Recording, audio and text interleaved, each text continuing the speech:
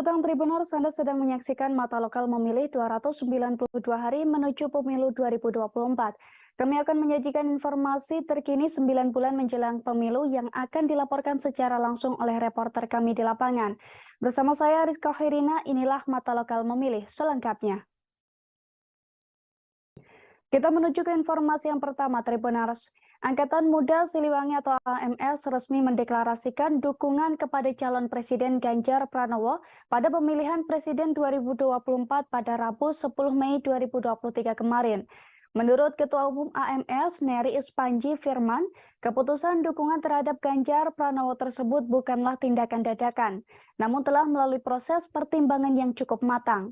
Sebab menurutnya dari sejumlah tokoh yang muncul sebagai calon presiden, hanya Ganjar yang mengundang mereka ke Semarang. Dan untuk mengetahui informasi lengkapnya, kita sudah terhubung dengan rekan M. Nandri Prilatama dari Tribun Jabar. Silakan rekan Nandri.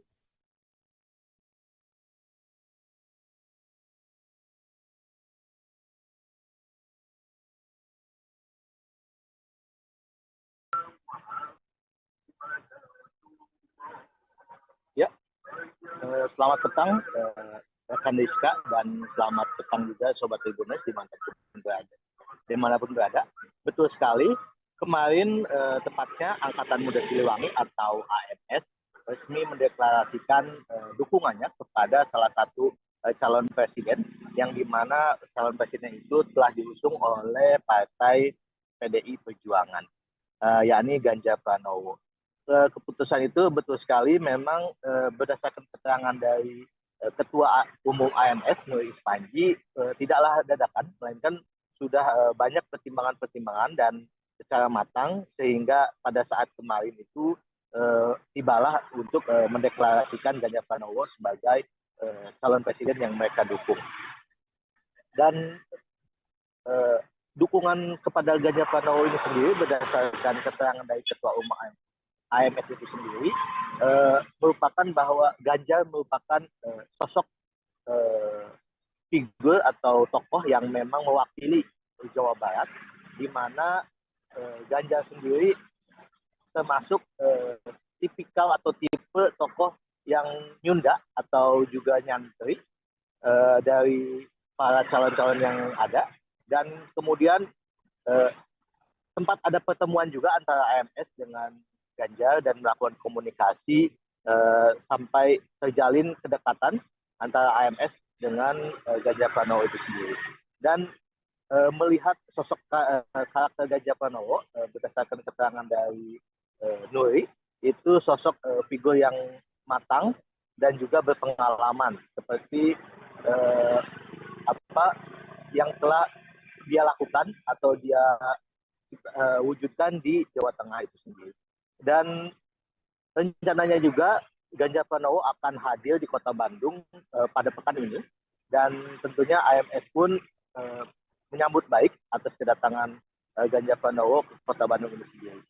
Dan alasan lain dari AMS mendukung Ganjar Pranowo, yakni Ganjar Pranowo merupakan sosok yang begitu dekat dengan masyarakat, serta kedepannya AMS pun akan melakukan strategi-strategi khusus untuk memenangkan Ganjar Pranowo di wilayah Jawa Barat itu sendiri, hingga dari tingkat provinsi sampai ke tingkat desa itu.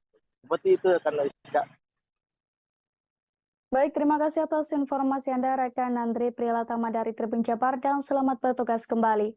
Tribuners, sebanyak 4 partai politik mendatangi kantor Komisi Pemilihan Umum atau KPU Republik Indonesia untuk mendaftarkan bacalek pada Kamis 11 Mei 2023 hari ini.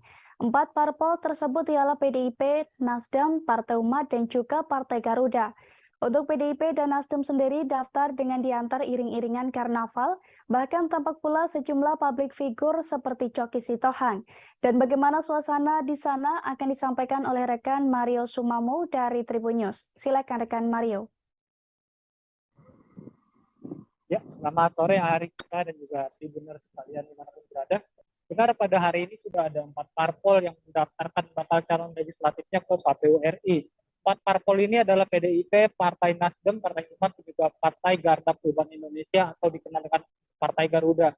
PDIP sendiri mendaftar pertama pada pukul 10 pagi, disusul Nasdem pada pukul 11 siang, kemudian Partai Umat pada pukul 15.30 sore, dan Partai Garuda pukul 14.30.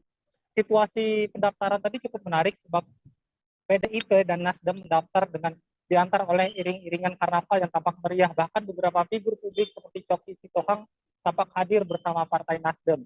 Karnaval ini tampak serupa seperti Partai Keadilan Sejahtera atau PKS yang pertama kali mendaftar ke KPU RI. Sedangkan untuk Partai Umat dan Partai Garuda tampak datang dengan rombongan kecil. Mereka juga tampak serupa seperti Partai Hati Nurani Rakyat atau Hanura yang juga sebelumnya telah mendaftar lebih dulu menyusul PKS beberapa hari sebelumnya.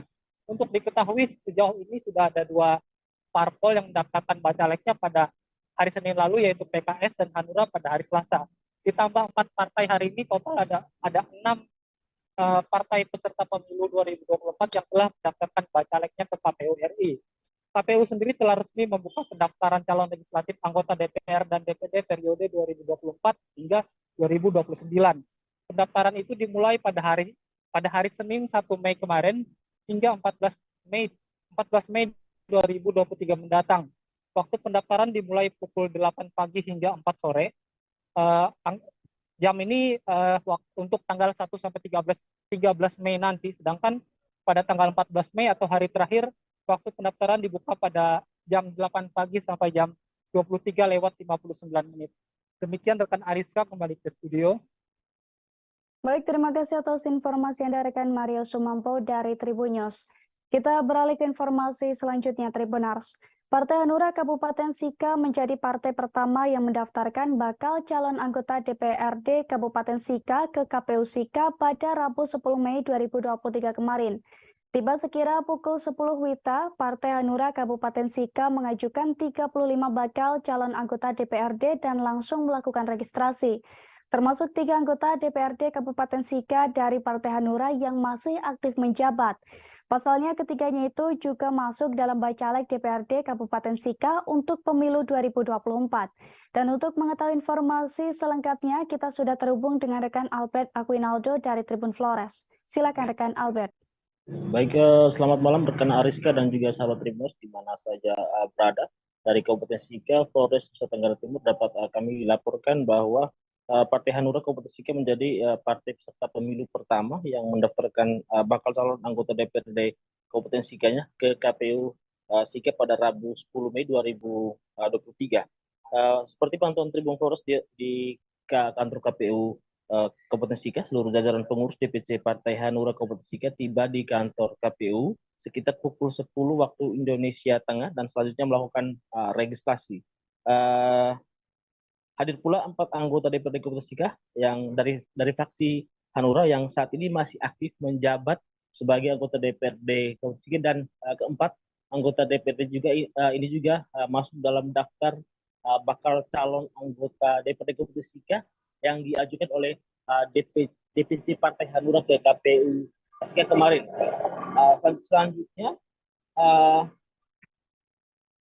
Selanjutnya pengurus DPC menyerahkan berkas atau dokumen pengajuan bakal calon ke komisaris atau komisioner KPU Sika.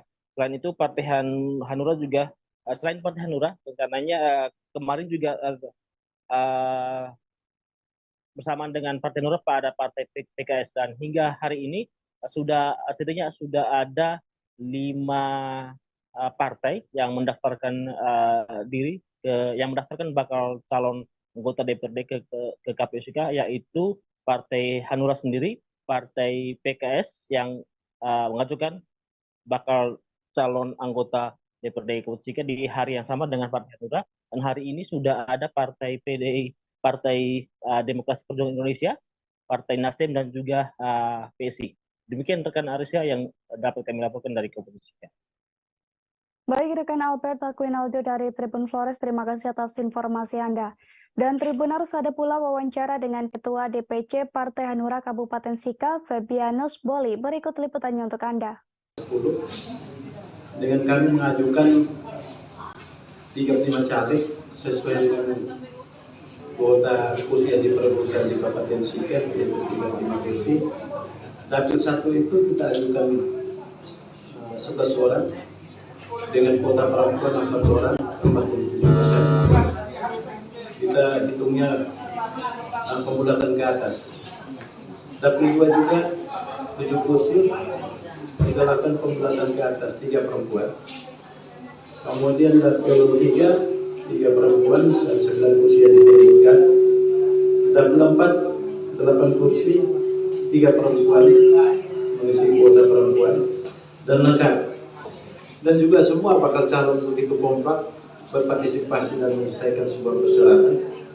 Dan kami mendapat apresiasi dari KPU Kabupaten Sika, Pak Ketua dan semua jajaran komisioner, Ketua Bawaslu dan Tribuners DPC PDIP Kota Blitar mendaftarkan sebanyak 25 bacalek ke kantor KPU Kota Blitar pada Kamis 11 Mei 2023 hari ini. Rombongan bacalek DPC PDIP Kota Blitar tersebut tiba di kantor KPU sekira pukul 20 waktu Indonesia Barat bersama beberapa pengurus. Dalam pendaftaran ini, DPC PDIP Kota Blitar menargetkan mendapat 12 kursi di DPRD Kota Blitar pada pelaksanaan pemilu 2024. Dan untuk mengetahui informasi selengkapnya, kita sudah terhubung dengan rekan Samsul Hadi dari Tribun Mataraman. Silakan rekan Samsul. Baik, selamat petang Ariska dan Tribuners. Ya baik, betul, pada tadi Kamis 11 Mei 2023, di hari ke-11 pendaftaran bacalek pemilu 2024 di KPU Kota Blitar, Partai Demokrasi Indonesia Perjuangan atau DPC PDIP Kota Blitar mendaftarkan bakal calon legislatif pada pemilu 2024 ke KPU. Jadi pendaftaran itu dipimpin langsung oleh Ketua DPC PDIP Kota Blitar, yaitu Dr. Sarul Alim bersama Sekretaris DPC Bayu Kuncoro, dan serta beberapa bacalek ikut datang ke kantor KPU. Jadi begitu tiba di kantor KPU, Ketua DPC langsung disambut Komisioner KPU dan mereka menyerahkan berkas dokumen pendaftaran bacalek. Dalam kesempatan itu, Ketua DPC PDIP Kota Blitar, Sarul Alim, menyampaikan bahwa PDIP Kota Blitar menargetkan mendapatkan 12 kursi pada pemilu 2024. Pada periode saat ini, DPC PDIP Kota Blitar sudah memiliki 10 kursi. Jadi PDIP Kota Blitar ini memang partai pemenang di Kota Blitar dan jumlah kursinya paling banyak, yaitu 10 kursi dari jumlah total 25 kursi di DPRD Kota Blitar. Jadi untuk pemilu 2024, PDIP Kota Blitar menargetkan ada tambahan 2 kursi lagi di legislatif, jadi jumlahnya 12 kursi. Jadi tadi untuk DPC PDIP Kota Blitar ketika mendaftar memang tidak membawa massa atau simpatisan, mereka hanya pengurus dan beberapa bacalek yang akan ikut kontestasi politik di 2024. Dan untuk diketahui, sampai hari ke-11 pendaftaran, sudah ada 4 parpol di Kota Blitar yang mendaftar ke KPU Kota Blitar. Keempat parpol itu PKS, Partai Hanura, lalu ada PDIP, dan hari ini tadi juga Nasdem. Jadi PDIP dan Nasdem daftar pada hari yang sama pada Kamis 11 Mei 2024. Jadi untuk partai lain masih melakukan konfirmasi kehadiran, tapi rencananya besok juga ada sampai hari terakhir pendaftaran pada 14 Mei 2023. Ya, demikian Ariska, kembali ke studio. Baik, rekan Samsul Hadi dari Tribun Mataraman, terima kasih atas laporan Anda. Dan Tribuners, berikut kami tampilkan wawancara dengan Ketua DPC PDIP Kota Blitar, Syahrul Alim. Berikut liputannya untuk Anda. Hari ini kami dari DPC PDIP Kota Blitar melakukan pendaftaran bacalek penyerahan dokumen. Alhamdulillah kita sudah lengkap, cuma masih ada yang akses dari DPP yang saat ini masih trouble. Jadi LO kami sama operator kami menunggu di sini dulu sampai nanti sudah ada kiriman dari DPP. Itu berapa orang yang kita dapatkan dari dapil Panjang Kidul ke dapil 1 itu ada 7 calon, dari dapil 2 Sanan Wetan itu ada 9 calon, dari dapil ketiga Kecamatan Sukoharjo itu ada 9 calon. Dan alhamdulillah itu semua kita sudah memprediksi, kita memakai KPU yang lama. Jadi insya Allah tidak perlu perubahan. 25 Pak ya, penuh Jadi ya. total 25 penuh. DPC PDIP menjadi parpol pertama yang mendaftarkan bacaleknya ke KPU Belitung Timur. Dengan mengenakan pakaian merah-merah, rombongan PDIP tersebut langsung disambut oleh Ketua KPU Belitung Timur beserta Komisioner KPU Belitung Timur. Dalam kesempatan itu, Ketua DPC PDIP Belitung Timur, Fezi Ukto Seja, ia mengatakan bahwa mereka mendaftarkan sebanyak 25 nama dalam kontestasi kali ini. Dan untuk mengetahui informasi selengkapnya, kita sudah terhubung dengan rekan Brian Bimantoro dari Pos Belitung. Silakan rekan Brian.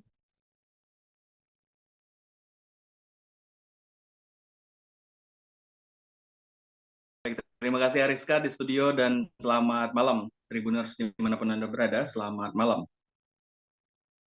KPU Belitung Timur menerima berkas pendaftaran 3 partai politik pada Kamis 11 Mei 2023 hari ini dari mulai pagi sampai dengan sore, Ariska dan Tribuners. 3 partai tersebut adalah PDI Perjuangan, kemudian Partai Nasional Demokrat atau Partai Nasdem, dan juga Partai Keadilan Sejahtera atau PKS. Dihubungi posbelitung.co, Ketua DPC PDI Perjuangan, Fezi Ukto Seja, mengatakan pendaftaran bakal calon legislatif pada kontestasi pemilihan legislatif pemilu 2024 mendatang, dia membawa 25 nama, yang mana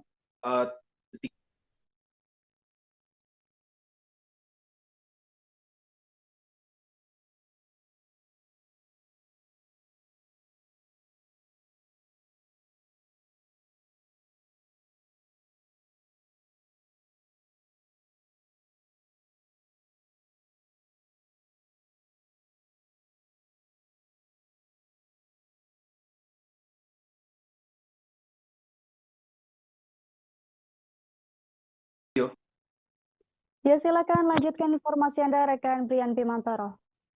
baik.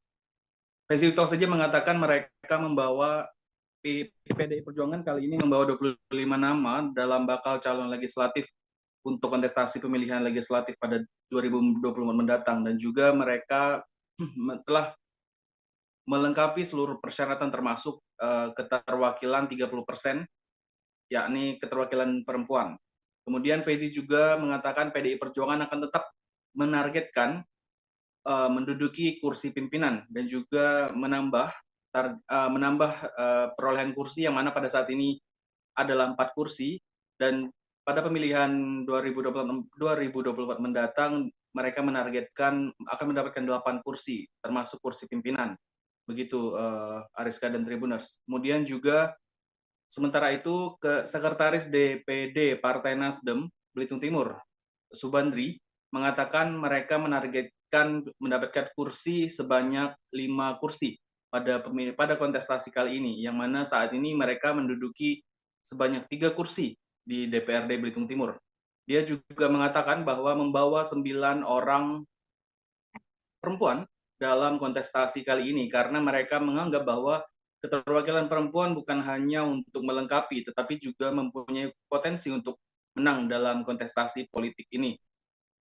Kemudian juga dari KPU Belitung Timur, yakni Ketua Divisi Teknis Penyelenggaraan KPU Belitung Timur, Yuli Restuwiardi, mengatakan bahwa sudah menerima berkas ketiga partai politik tersebut dalam kontestasi ataupun dalam pengajuan nama-nama untuk mendaftar dalam pilihan legislatif mendatang.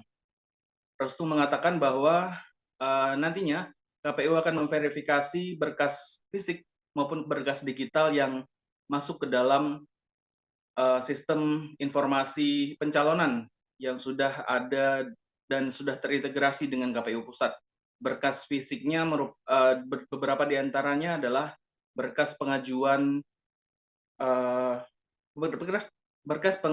calon legislatif dari DPC, kemudian daftar calon legislatif dari DPC, dan juga surat pernyataan atau surat persetujuan dari DPP yang ditandatangani oleh Ketua Umum dan juga Sekretaris Partai dari DPP. Begitu Ariska di studio, kembali ke studio. Baik, rekan Brian Brimanto dari Pos Belitung, terima kasih atas informasi Anda dan selamat bertugas kembali. Tribunals Partai Hanura menjadi parpol pertama yang mendaftarkan bacaleknya ke KPU Situbondo pada Rabu 10 Mei 2023 kemarin. Namun sayangnya KPU Situbondo terpaksa mengembalikan berkas bacaleknya karena dianggap masih ada yang kurang lengkap. Komisioner KPU asal Kecamatan Jangkar tersebut menjelaskan salah satu berkas yang kurang lengkap dari dokumen tersebut diantaranya dokumen foto terbaru calon yang diajukan Partai Hanura. Dan untuk mengetahui informasi selengkapnya, kita sudah terhubung dengan rekan Izzy Hartono dari Tribun Jatim Timur. Silakan rekan Izzy. Terima kasih Ariska. Dapat kami sampaikan selama proses pendaftaran bakal calon legislatif dibuka oleh KPU Situbondo, pertama kali yang mendaftar pada hari ke-10 itu adalah Partai Hanura, DPC Partai Hanura.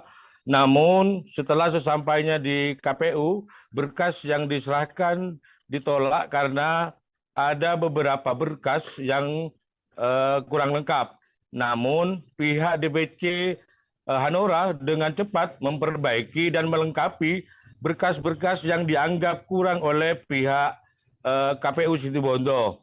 Seperti halnya yang disampaikan oleh Ketua DPC Hanura Haji Zuhri Nirwana, mereka segera memperbaiki dengan alasan agar dapat mendaftarkan segera bakal calon legislatif yang akan berlaga di pemilu legislatif tahun 2024 mendatang.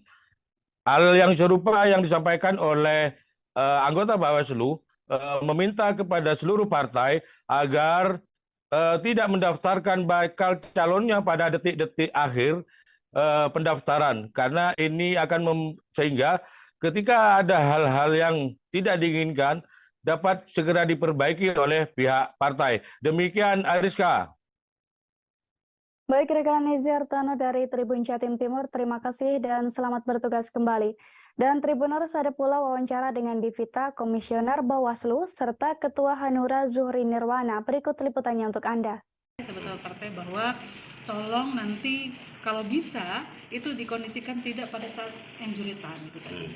Kan banyak itu biasanya partai kalau sudah di akhir apalagi tanggal 14 itu kan sampai pukul 23 atau 9 itu biasanya mereka daftarnya di situ. Kalau ada kesalahan dan mereka tidak segera memperbaiki kan tidak ada waktu lagi buat mereka habis berarti ya. Iya, sudah habis masa waktu. Tetap ditolak berarti ya. Tetap ditolak. Jadi itu terus pesan Bawaslu seperti apa ke partai ini? Ya, di forum yang sudah kita lakukan rapat koordinasi itu kita sampaikan bahwa pertama, pengajuan dan dokumen persyaratan yang harus dipenuhi pada tahapan ini harus lengkap dan benar. Itu dikembalikan karena ada administrasi yang masih belum selesai secara teknis regulasi yang ada di KPU. Dan hari ini kami menyiapkan kekurangan berkas tersebut. Dan kayaknya juga akan maraton juga hari ini, juga akan dilimpahkan lagi bacalek ke KPU. Ya, betul. Hari ini harus selesai pendaftaran. Komisi Pemilihan Umum atau KPU Kabupaten Kutai Timur meminta izin agar Gedung Expo menjadi gudang logistik atau sebagai tempat surat suara. Tempat tersebut dipilih karena dinilai memenuhi syarat Tribuners. Adapun waktu peminjaman yang disampaikan KPU Kutim kepada Pemkab, yakni sekitar awal tahun 2024 atau menjelang pemilu 2024 mendatang. Dan bagaimana informasi lengkapnya? Kita sudah terhubung dengan rekan Nurila Firdaus dari Tribun Kaltim. Silakan rekan Nurila. Baik rekan Ariska, terima kasih. Baik Tribuners, benar Komisi Pemilihan Umum Kabupaten Kutai Timur meminta izin agar Gedung Expo yang berlokasi di kawasan Bukit Pelangi untuk menjadi gudang logistik atau sebagai tempat surat suara, di mana KPU Kutai Timur memilih Gedung Expo tersebut sebagai gudang logistik lantaran gedung tersebut telah memenuhi syarat, misalnya tempat harus kering atau tidak boleh lembab dan sebagainya. Adapun waktu peminjaman yang disampaikan KPU Kutim kepada Pemkab sekitar awal tahun 2024 atau menjelang pemilu 2024 mendatang. Seperti yang diungkapkan oleh Ketua KPU Kutai Timur Ulfa Jamilatul Farida, bahwa pihaknya telah memohon kepada pemerintah daerah Kutai Timur untuk peminjaman Gedung Expo sebagai gedung logistik itu sekitar di awal tahun-tahun 2024 mendatang. Pasalnya, penetapan daftar calon tetap atau DCT akan keluar sekitar bulan November 2023 yang kemudian akan dikeluarkan surat suaranya.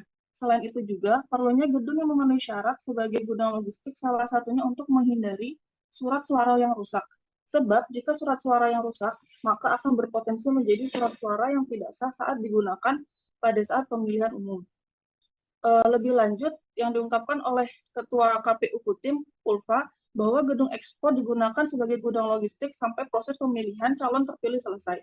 Begitupun dengan alokasi transportasi dalam pendistribusian logistik menuju TPS akan diputuskan saat mendekati pemilihan umum mendatang. Demikian Ariska, terima kasih. Baik, terima kasih rekan Nuril Firdaus dari Tribun Kaltim dan selamat bertugas kembali. Tribuners, daftar sebagai bakal calon anggota DPD Republik Indonesia Dapil Papua Barat Daya, Hartono datang ke KPU dengan iringan kolaborasi Tarian Nusantara.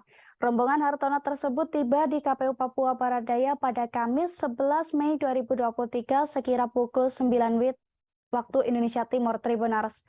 Dalam kesempatan ini, Hartono dan tim pendukungnya juga kompak mengenakan baju putih dan songkok berwarna hijau khusus untuk laki-laki.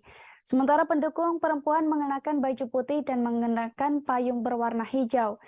Dan bagaimana suasana di sana akan disampaikan oleh rekan Petrus Bolilamak dari Tribun Sorong. Silakan rekan Petrus. Baik, Ariska dan juga Tribuners, di mana saja Anda berada, dapat kami laporkan dari Kota Sorong, Provinsi Papua Barat Daya, bahwa pada pagi tadi sekitar pukul 10, ada kolaborasi Tarian Nusantara mengiringi Hartono mendaftar ke KPU sebagai bakal calon atau balon anggota Dewan Perwakilan Daerah DPD RI Dapil Papua Barat Daya pada Kamis 11 Mei 2023.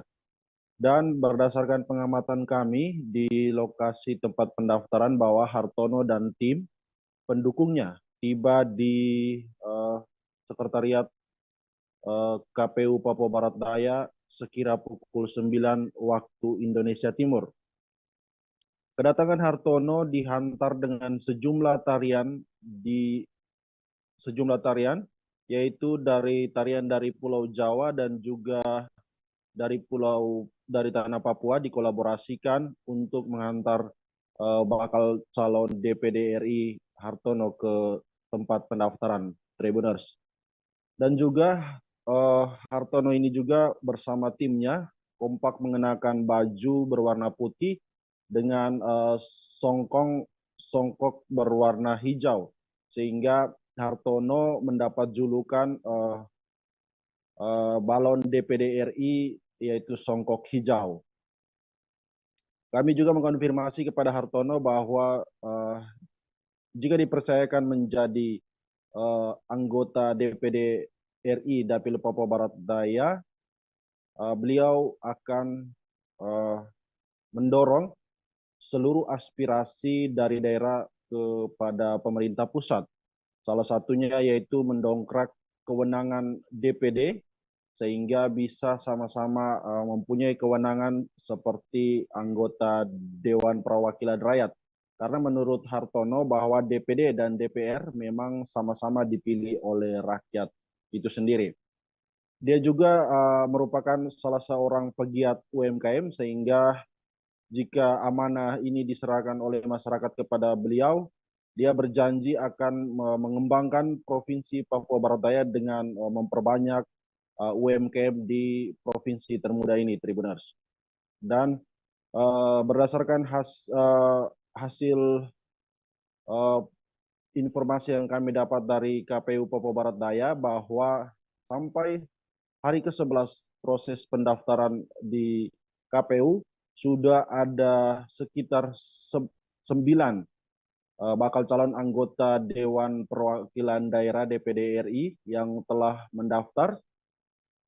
Sedangkan untuk partai politik atau yang mengajukan bakal calon legislatifnya sampai saat ini belum ada satupun yang melakukan pendaftaran ke KPU.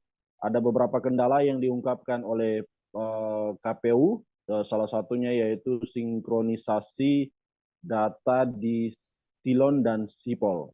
Demikian rekan Ariska yang dapat kami laporkan dari Kota Sorong, Provinsi Papua Barat Daya. Baik, terima kasih rekan Petrus Bolilamak dari Tribun Sorong. Dan Tribuners, ada pula wawancara dengan Hartono selaku bakal calon anggota DPD Republik Indonesia Dapil Papua Barat Daya. Berikut liputannya untuk Anda. KPU Provinsi Papua Barat Daya tentunya. Sebagai provinsi yang termuda, negara telah menugaskan lembaganya untuk menseleksi para calon anggota DPD, senator yang akan mewakili provinsi ini. Sebagai provinsi baru, dibutuhkan seseorang atau figur-figur yang punya kompetensi, yang paham masalah, yang bisa menjadi jembatan emas atas aspirasi masyarakat dan daerah di tingkat pusat. Oleh karena itu, pada hari ini kami mendaftarkan diri sebagai bakal calon DPD RI pada pemilu 2024 yang akan datang. Kami tadi telah diterima memenuhi syarat, sebaran pendukung juga telah memenuhi syarat, jumlah dukungan pemilih juga telah memenuhi syarat. Seorang wanita penyandang disabilitas berencana untuk mencalonkan diri sebagai anggota legislatif di Dapil 10 Jakarta Barat dari Partai Hanura. Perempuan berusia 54 tahun tersebut merasa harus memperjuangkan kepentingan para penyandang disabilitas lainnya. Namun sayangnya Osmiati belum resmi mendaftarkan diri menjadi bacalek karena beberapa persyaratan belum terpenuhi. Dan bagaimana informasi lengkapnya akan disampaikan oleh rekan Yolanda Putri dari Warta Kota. Silakan rekan Yolanda.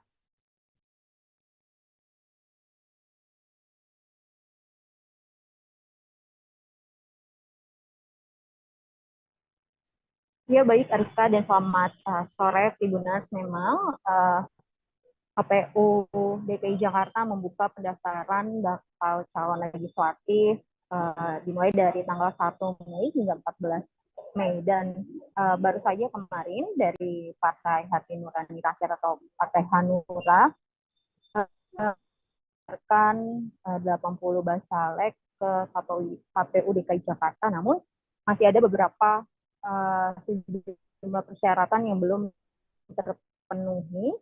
Dan ketika ditemui, ada pun salah satu bakal calon legislatif penyandang disabilitas yang bernama Osmiati yang berusia 54 tahun. Ia merasa kepentingan penyandang disabilitas harus diperjuangkan dan dibawa melalui Komisi Legislatif di DPRD DKI Jakarta, di mana ia memutuskan maju sebagai bacalek DPRD DKI Jakarta dari daerah pemilihan atau Dapil 10 Jakarta Barat. Perempuan yang mengenakan hijab merah ini pun maju sebagai bacalek dari Partai Hanura. Namun Osmi masih belum bisa resmi mendaftarkan dirinya sebagai bacalek karena ada beberapa persyaratan yang harus dipenuhi dan ditunggu hingga tanggal 14 Mei 2023. Sebelumnya pada tahun 2019 ternyata Opi pernah mengikuti ataupun pernah mendaftar di DPR RI Jawa Timur. Sehingga ia juga mengungkapkan bahwa banyak program-program yang akan ia perjuangkan di depan para politisi di Kebon Siri itu. Yakni ia ingin memperjuangkan warga disabilitas perkampungan ramah dan akses disabilitas secara gratis. Kedua, kuota lowongan kerja, karena ia mengungkapkan baru hanya 2% yang diberikan kepada penyandang disabilitas, sedangkan disabilitas itu jumlahnya banyak. Jadi ia berharap bisa ditambah, lalu usia tidak dibatasi dan disabilitas bisa diberi kesempatan dengan kemampuan yang dimiliki. Ia juga meminta untuk difasilitasi bagi penyandang disabilitas dalam artian tidak dipersulit, karena biasa ketika ia meminta alat bantu terkadang dipersulit. Ia mencontohkan bahwa di saat ia harus memakai kursi roda, ia terkadang diberi kursi roda yang dipakai di rumah sakit, di mana kursi roda tersebut tidak bisa ia gunakan secara mobile untuk melakukan aktivitas secara leluasa. Osmi juga mengatakan bahwa ia mengalami kelumpuhan akibat musibah kecelakaan yang menimpa dirinya, sehingga membuat setengah dari tubuhnya tidak berfungsi dengan baik. Begitu Ariska. Baik, terima kasih atas informasi Anda rekan Yolanda Putri dari Warta Kota. Dan Tribuners, berikut kami tampilkan wawancara dengan Osmiati selaku Bacalek. Berikut liputannya untuk Anda. Saya Ketua Disabilitas Kreatif Indonesia. Jadi saya mencalonkan diri untuk program-program disabilitas. Karena sampai saat ini untuk disabilitas itu belum ada kursi.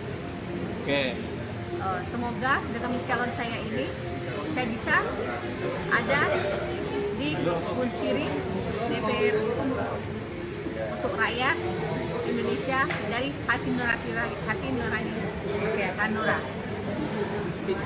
Tapi persyaratan disabilitas sudah Ibu penuhin semua?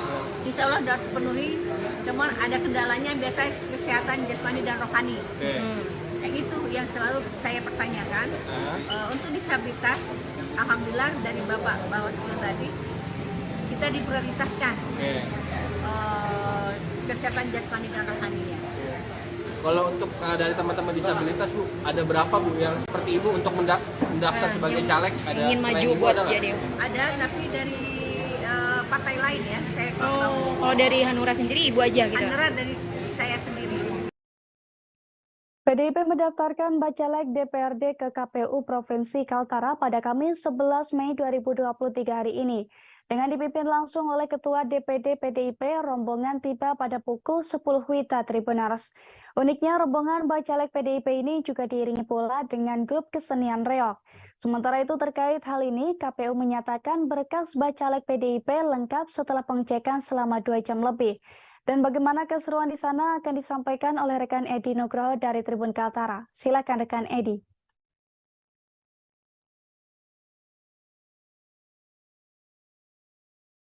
Ya, selamat malam.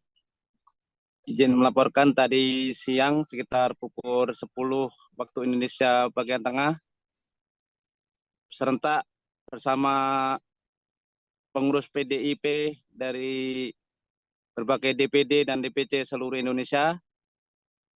Hari ini DPD Partai Demokrasi Indonesia Perjuangan Kalimantan Utara resmi mendaftarkan bakal calon legislatifnya ke KPU Provinsi Kalimantan Utara. Ya, tadi cukup unik, selain oleh para pengurus dan jajaran kader PDIP, mereka juga diiringi oleh grup seni reog. Dan tidak sekedar cuma mengiringi, mereka juga menghibur masyarakat yang ada di depan kantor KPU Provinsi Kalimantan Utara. Disampaikan oleh Ketua DPD PDIP Kalimantan Utara, Albertus Stefanus Marianus. Hari ini PDIP mengantarkan berkas sebanyak 35 bakal calon legislatif yang akan mengisi 3 daerah pemilihan di Kalimantan Utara. PDIP sendiri merupakan partai politik pemenang pada pemilu 2019 lalu di Kalimantan Utara.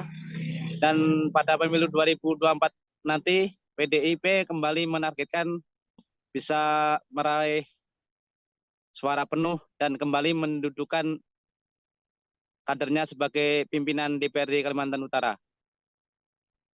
Kemudian dari KPU sendiri tadi menyatakan berkas yang disampaikan oleh PDI Perjuangan di Kalimantan Utara sudah lengkap dan bisa diterima. Untuk verifikasi selanjutnya nanti pada tahapan verifikasi administrasi yang dimulai tanggal 15 Mei sampai 23 Juni. Demikian Edi Nugroho melaporkan dari Kalimantan Utara. Baik, rekan Edi Nugroho dari Tribun Kaltara, terima kasih atas laporan Anda dan selamat bertugas kembali. Tribuners, sejumlah pengurus harian Dewan Pimpinan Cabang Hanura Kota Malang mengundurkan diri serentak pada Rabu 10 Mei 2023 kemarin.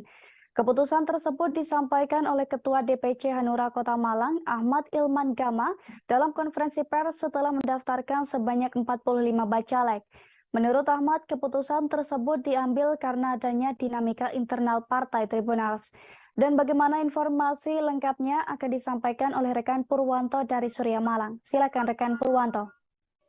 Baik, selamat malam Tribuners dan juga rekan Ariska. Dapat kami sampaikan bahwa kemarin Rabu 10 Mei DPC Partai Hanura Kota Malang melakukan pendaftaran di KPU Kota Malang untuk mendaftarkan bakal calon legislatif mereka sebanyak 45 orang. Usai mendaftarkan diri mereka, para pengurus harian Partai Hanura secara usai melakukan konfirmasi, mereka melakukan pengunduran diri saat mereka usai mendaftarkan diri di KPU Kota Malang. Mereka beralasan bahwa pengunduran diri tersebut karena ada dinamika internal di partai mereka. Dan sampai saat ini Partai Hanura masih tetap melakukan pertanggungjawaban mereka terhadap bakal calon legislatif mereka di Kota Malang untuk mendaftarkan diri sebagai bakal calon legislatif di KPU Kota Malang. Untuk selanjutnya, secara administratif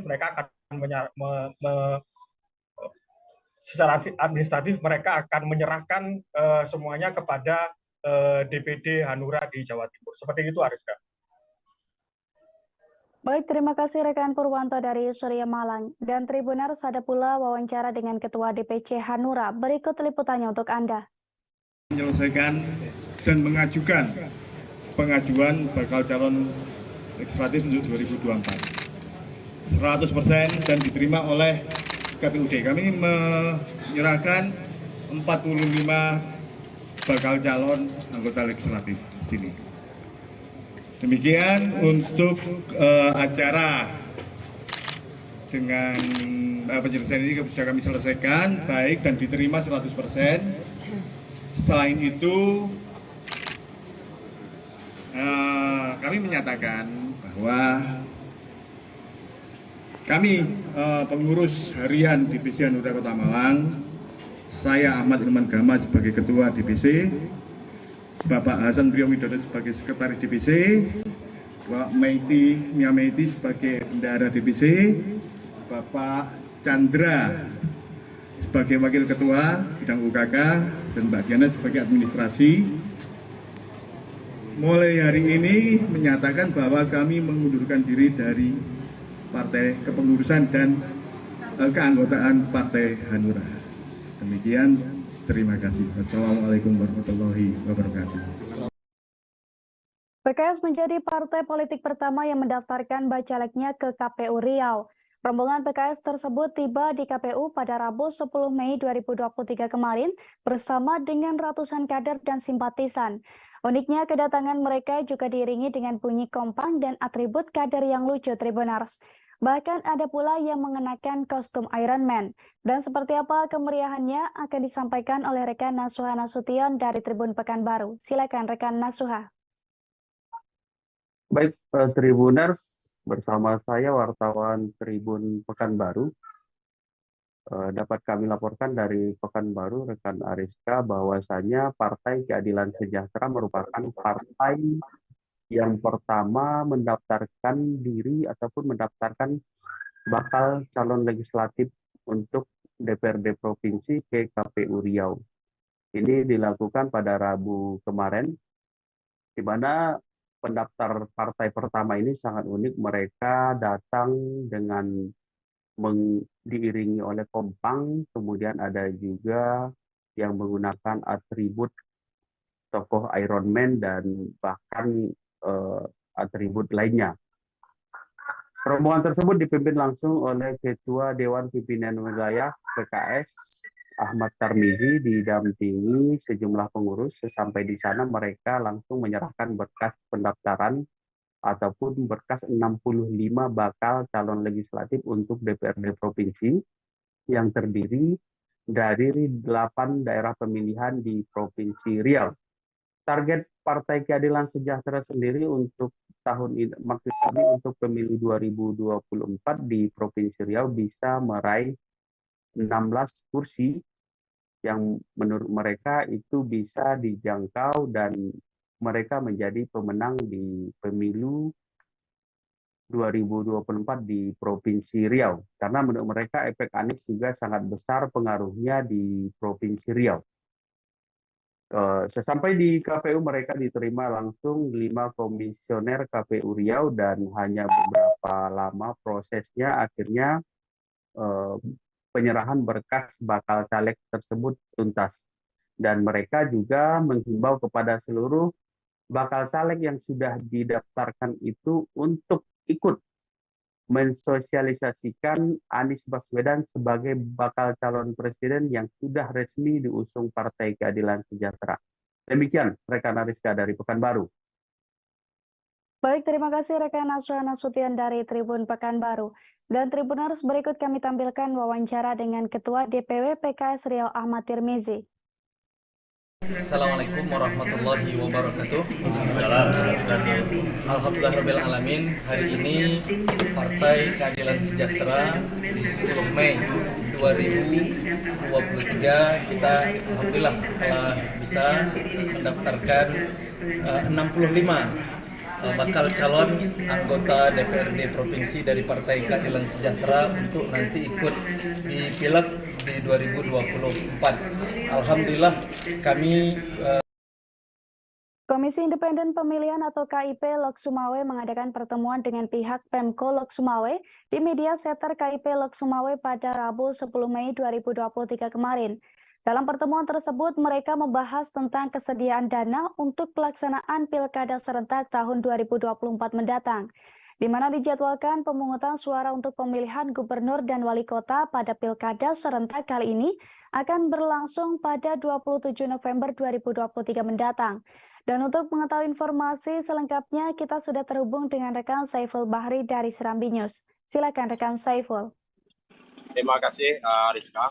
Sebagaimana kita ketahui bersama bahwa pada tahun 2024 mendatang itu ada 2 agenda besar pesta demokrasi di negara kita. Yang pertama yaitu pada 14 Februari 2024 itu berupa pemilihan calon legislatif baik tingkat pusat, provinsi maupun daerah tingkat 2 beserta pemilihan presiden.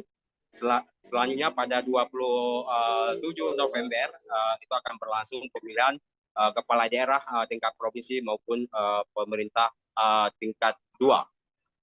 Jadi sebagaimana kita ketahui juga saat ini Komisi Pemilihan Umum, kalau kami di Aceh disebut Komisi Independen Pemilihan, Komisi Independen Pemilihan atau KIP sedang melakukan persiapan untuk pelaksanaan tahap-tahapan pemilu tersebut. Khusus untuk pemilihan presiden dan juga legislatif, khususnya di KIP Lok Sumawe saat ini sudah memasuki tahap pendaftaran bakal calon legislatif, di samping juga memfinalkan daftar pemilihan tetap, khususnya untuk pemilihan pemerintah, maksud saya pemilihan gubernur provinsi dan juga wali kota Kota Lok Sumawe. Saat ini masih pihak KIP sedang melakukan persiapan awal, terutama terkait masalah kesediaan dana dalam APBK Kota Lok Sumawe.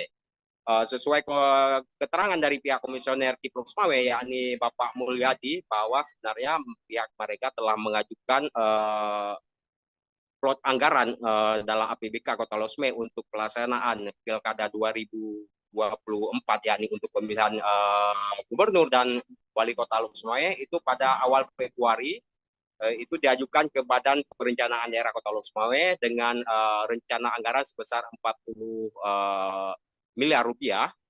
Selanjutnya seiring waktu berjalan pihak komisioner KIP Lok Sumawe juga terus berkoordinasi dengan tim anggaran pemerintah daerah Kota Lok Sumawe. Dan yang terakhir untuk membahas masalah anggaran itu terjadi kemarin Rabu pada Rabu pada 10 Mei 2023 siang itu berlangsung di ruang media center KIP Lok Sumawe. Dalam pembahasan tersebut dari pihak KIP Lok Sumawe hadir Komisioner Mulyadi, sedangkan dari pihak Pemko itu langsung hadir Kepala Kesbangpol Kota Lok Sumawe Bapak Zulkifli. Lalu dalam pertemuan tersebut maka disimpulkan bahwa pemerintah Kota Long Sumawe akan menganggarkan dana untuk pemilihan gubernur dan juga wali Kota Long Sumawe dalam 2 tahap, yakni 40% itu dianggarkan dalam APBK 2023, sedangkan 60% lagi akan disediakan dalam APBK 2024 mendatang. Walaupun sejauh ini dominal berapa yang disediakan untuk anggaran pemilu pemilihan gubernur maupun wali kota Long Sumawe belum diputuskan. Namun dipastikan oleh pihak komisioner KIP bahwa pihak mereka akan terus berkoordinasi dengan pemerintah Kota Long Sumawe hingga bisa dipastikan berapa anggaran yang disediakan oleh pemerintah Kota Long Sumawe untuk pemilihan gubernur maupun wali kota Long Sumawe. Demikian, Ariska. Baik, rekan Saiful Bahri dari Serabi News, terima kasih atas laporan Anda dan selamat bertugas kembali. Kita beralih ke informasi selanjutnya, Tribuners. Apabila terpilih menjadi presiden dalam Pilpres 2024, terutama program-program Presiden Jokowi yang dinilai buruk pelaksanaannya. Hal itu disampaikan oleh Ketua DPP Partai Nasdem Effendi Khoiri alias Gus Koy, elit partai yang mengusung Anies Baswedan sebagai bakal capres mereka. Lantas bagaimana dengan nasib IKN? Dilansir dari tribunnews.com, saat menanggapi survei Saiful Mujani Research and Consulting atau SMRC, Gus Koy menegaskan Anies akan melanjutkan kebijakan pemerintahan Jokowi yang baik, namun program-program yang buruk akan dihentikan. Sementara itu terkait IKN secara tegas, Gus Koy mengatakan Anies akan melanjutkan yang sudah ditetapkan undang-undang atau UU. Lebih lanjut, Gus Koy menjelaskan dalam perjalanan sebuah bangsa sejatinya perubahan harus dilakukan agar lebih maju. Meski demikian terkait program Jokowi yang buruk, Gus Koy tidak secara gamblang menjelaskannya. Namun Anies Baswedan dalam pidato politiknya sempat mengungkap sejumlah kritik terhadap pemerintahan Jokowi. Seperti yang pertama, Anies Baswedan mengkritik adanya intervensi pemerintahan dalam urusan urusan pencapresan. Dalam pidatonya, Anies meminta Presiden Joko Widodo tidak melakukan intervensi soal pencapresan di pemilu 2024. Mantan Menteri Pendidikan tersebut meminta Presiden Jokowi untuk bersikap netral. Dalam pidatonya, Anies juga menyindir pihak yang takut kehilangan kekuasaan lantaran Pilpres 2024 bukanlah hal yang baru. Lalu kritik yang kedua adalah soal program mobil listrik yang dijalankan pemerintah. Baca pres dari Koalisi Perubahan atau Nasdem, Demokrat, dan PKS ini menyebutkan para pemilik mobil listrik adalah golongan yang tidak berhak mendapatkan subsidi. Terlebih menurutnya penggunaan kendaraan listrik akan lebih baik jika berfokus pada kendaraan umum berbasis listrik. Selain itu, dalam pengalaman Anies sebagai Gubernur DKI Jakarta periode 2017 hingga 2022, kendaraan pribadi listrik justru menambah kemacetan lantaran tidak menggantikan mobil berbasis bahan bakar fosil. Kemudian kritik yang ketiga soal kemakmuran yang tidak merata, di mana awalnya Anies mengajak para relawannya untuk mengingatkan ke belakang sejarah berdirinya Indonesia. Kemudian Anies pun menceritakan awal mula terbentuknya bangsa Indonesia. Seiring berjalannya waktu, Anies menyebut setelah itu Indonesia menjadi satu negara sehingga dapat menjadi negara Republik Indonesia. Pada saat itu Republik Indonesia berdiri, kata Anies, para pendiri bukan hanya menyusun cita-cita bangsa, namun semua rakyat berjuang untuk mendapatkan janji kemerdekaan pada tahun 1945.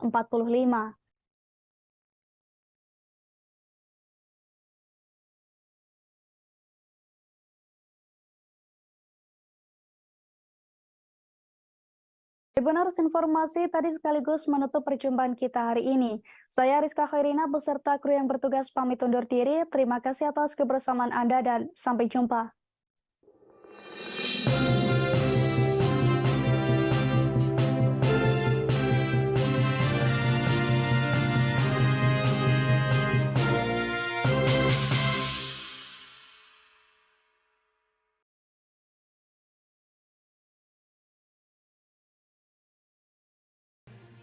Tribun News Live Update.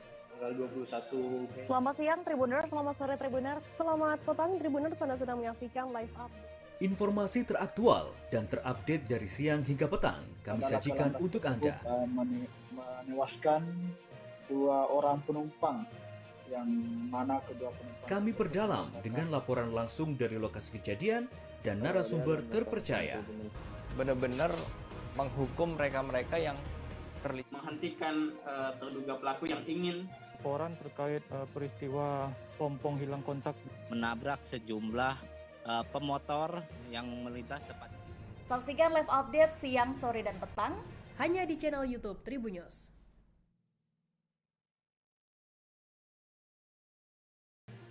Tribunnews Live Update. tanggal 21 Mei. Selamat siang Tribuners, selamat sore Tribuners, selamat petang Tribuners, Anda sedang menyaksikan live update. Informasi teraktual dan terupdate dari siang hingga petang kami sajikan untuk Anda. Menewaskan 2 orang penumpang,